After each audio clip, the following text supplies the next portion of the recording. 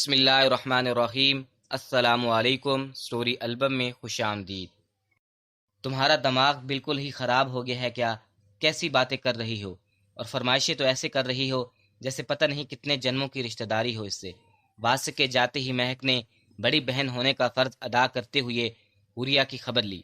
اب ایسا بھی نہیں میں نے کچھ کر دیا، تم خواہ مخواہ اوور ریئیکٹ کر رہی ہو۔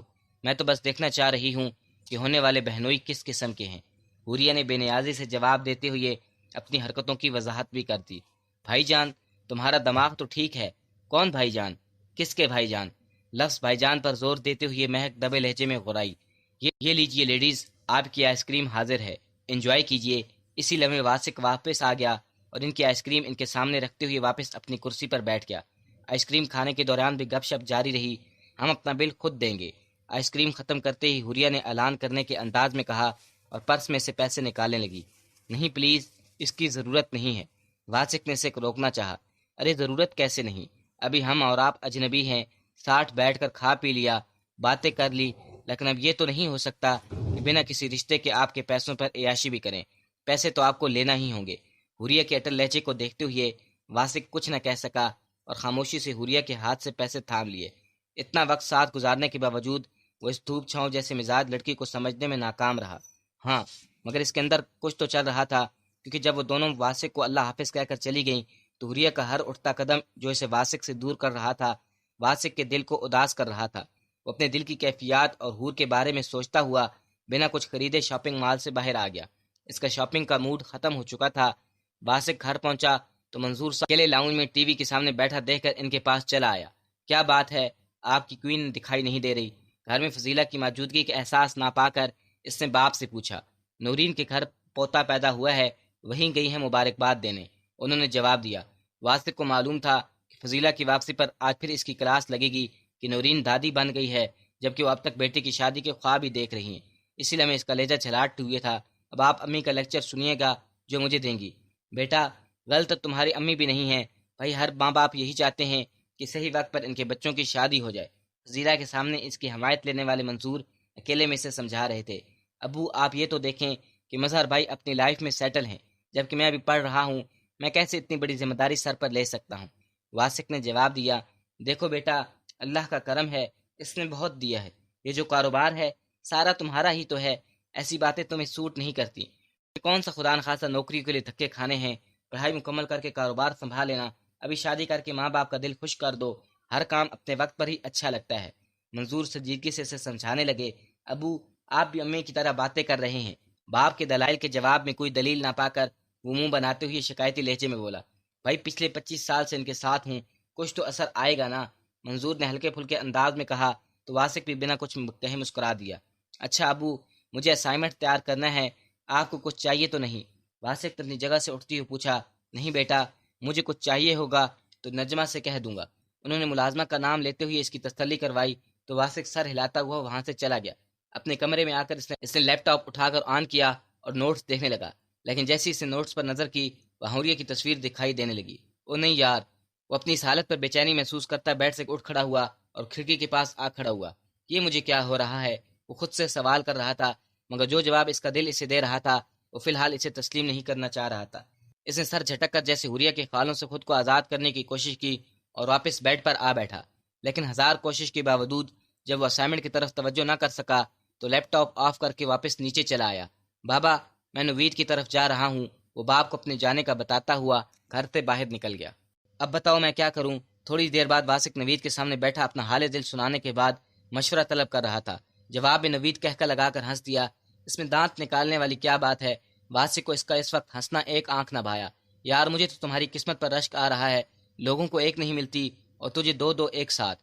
نوید نے اپنی مسکراہٹ چھپاتے ہوئے جواب دیا، بکواس بند کرو اور مشورہ دو کہ اب میں کیا کروں۔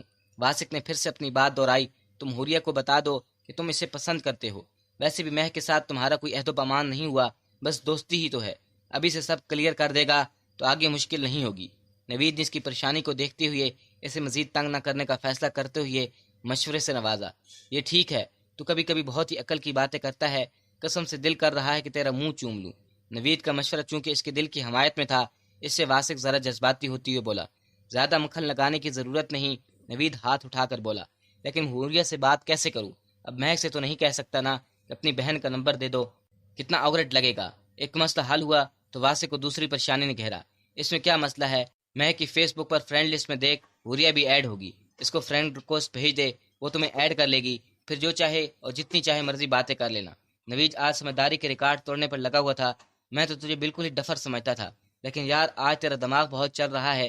مشورہ سن کر واسق نے بانچیں پھیلاتے ہوئے تعریف کی۔ تعریف کا شکریہ، لیکن کبھی کبھی تم خود بھی اپنا دماغ استعمال کرنے کی زحمت کر لیا کرو، یقین کرو ختم نہیں ہوگا۔ کچھ اور دیر اسی موضوع پر بات کرتے رہے، پھر نوید کے یاد دلانے پر واسق کو اپنی اسائنمنٹ یاد آئی جو انہوں نے اگلے دن لازمی جمع کروانی تھی۔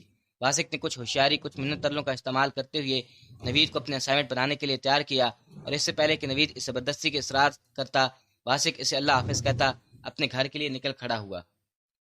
جب تک واسق اپنے گھر پہنچا، فضیلہ بھی گھر واپس آ چکی تھی اور حسب معمول کچھ اداس اور مغموم سی تھی، اور واسق سے خفگی بھی جتا رہی تھی، لیکن واسق کا دماغ اس وقت صرف اور صرف حوریہ کے بارے میں سوچ رہا تھا۔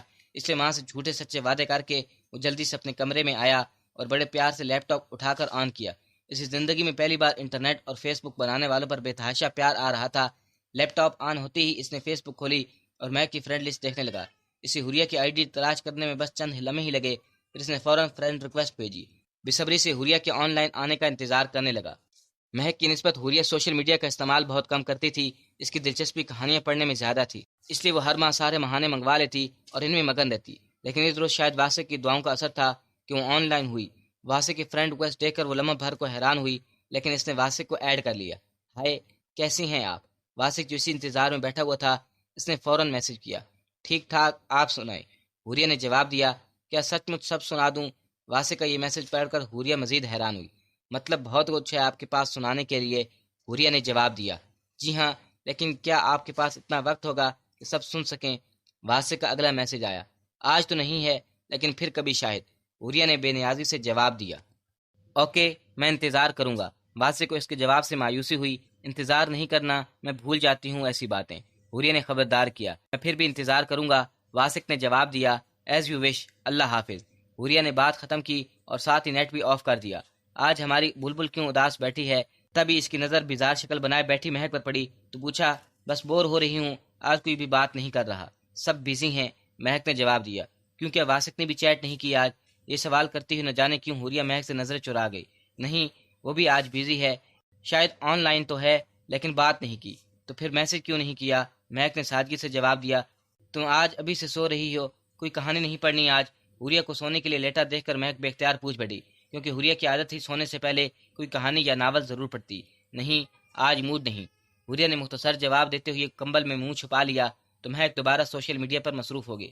کیسا بندہ ہے، کیسی باتیں کر رہا تھا! جیسے کمبل میں منہ دبائے لیٹی حوریہ واسق کے بارے میں سوچ رہی تھی۔ آج مجھ سے بات کی تو مہک کو لفٹ نہیں کروائی، اس کا کیا مطلب ہوا؟ وہ اپنے آپ سے یہ سوال کرتی، کہیں اندر ہی اندر اپنی اہمیت پر خوش بھی ہو رہی تھی، لیکن مہک کا سوچ کر اس خوشی سے انکاری تھی۔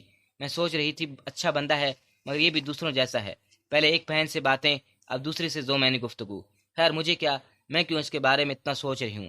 اس نے دل ہی دل میں واسق کو 0 نمبر دیتے ہوئے اس کی سوچ کو ذہن سے جھٹکنے کی شوری کوشش کی اور ڈائجسٹ اٹھا کر پڑھنے لگی۔ ابھی تو تمہیں نیند آ رہی تھی، مہک نے ڈائجسٹ اٹھاتے دیکھ کر کہا۔ بس اب نہیں آ رہی، حوریہ نے مختصر جواب دیا اور ڈائجسٹ کے صفحات کھنگالنے لگی۔ حوریہ نے واسق کی کوئی خاص رسپانس نہیں دیا تھا، لیکن اس کے لیے اتنا ہی کافی تھا کہ اس کا حوریہ سے رابطہ ہو گیا۔ وہ پر امید تھا کہ آنے والے دنوں میں وہ حوریہ کا دل جیتنے میں کامیاب ہوگا۔ مہک کا کیا رد عمل ہوگا اور حوریہ مجھے کیسا انسان سمجھے گی؟ یہ 2 سوال تھے جو اسے مسلسل پریشان کر رہے تھے۔ وہ بہت ہی عجیب صورتحال کا شکار ہو گیا، ایسا تو اس نے کبھی خواب میں بھی نہیں سوچا تھا۔ اور اگر مہک میرے لیے سیریس ہوئی تو کیا ہوگا؟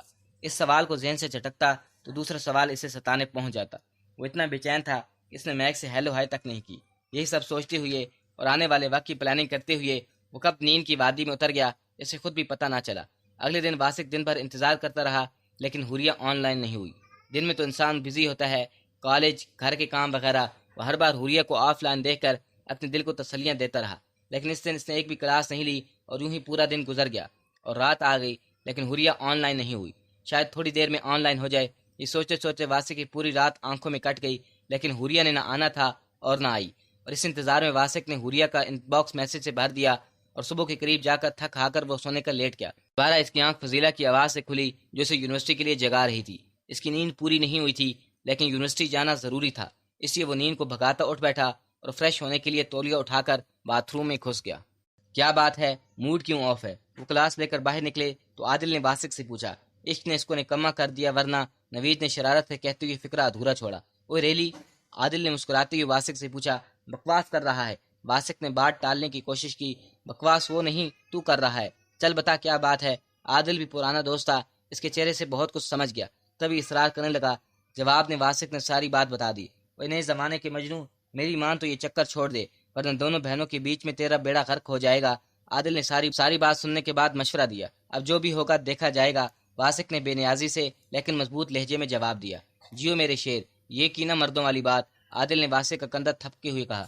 بجائے اس کو سمجھانے کے الٹا اس کو بڑھاوا دے رہے ہو۔ دنیا میں لڑکیاں ختم ہو گئے کیا جو خواہ مخواہ کی ٹینشن مول لی جائے؟ نوید نے اپنی رائے کا اظہار کرنا ضروری سمجھا۔ اچھا، اگر میں تم سے کہوں تم ماں جبین بھابھی کو چھوڑ دو تو کیا چھوڑ دو گے؟ واسق نے کچھ لاتے ہوئے لہجے میں نوید سے سوال کیا۔ وہ اور بات ہے، وہ میری محبت ہے اور منگیتر بھی۔ نوید نے فوراً کہا۔ اور میں کیا یہاں دہی بڑے بیچ رہا ہوں؟ میں بھی تو اس سے محبت کرتا ہوں اور اللہ نے چاہا تو جلدی منگیتر بھی بن جائے گی میری۔ واسق نے جواب دیا۔ محبت بھی ہو گئی ایک بار، ذرا سی دیر کی ملاقات میں۔ نوید نے مذاق اڑانے والے لہجے میں کہا۔ ہاں ہو گئی محبت، میں نے تجھ سے کہا تھا نا، جس لڑکی کو میرا جیون ساتھی بننا ہوگا اسے ایک لمحے میں پہچان لوں گا۔ محبت کرنے کے لیے ہزاروں سال کی نہیں، بس ایک خاص لمحے اور خاص انسان کی ضرورت ہوتی ہے۔ لیکن تو بھلا یہ سب کیسے سمجھے گا؟ تجھے تو آسانی سے منگیتر مل گئی اور بس اسی سے محبت کرتا ہے۔ جو بھی تجھے بتا دیا گیا اور تو نے وہی کیا۔ واسق ساری رات کا جاگا اور جھنجھلایا ہوا تھا، وہ غصے سے بھڑک اٹھا اور بولتا چلا گیا۔ اب تم زیادتی کر رہے ہو، نوید نے ناراض ہوتے ہوئے اسے احساس دلایا۔ بس کرو یار، تم لوگ لڑکیوں کے پیچھے لڑ رہے ہو، پاگل ہو گئے کیا؟ عادل نے مداخلت کر کے دونوں کو ٹھنڈا کرنے کی کوشش کی۔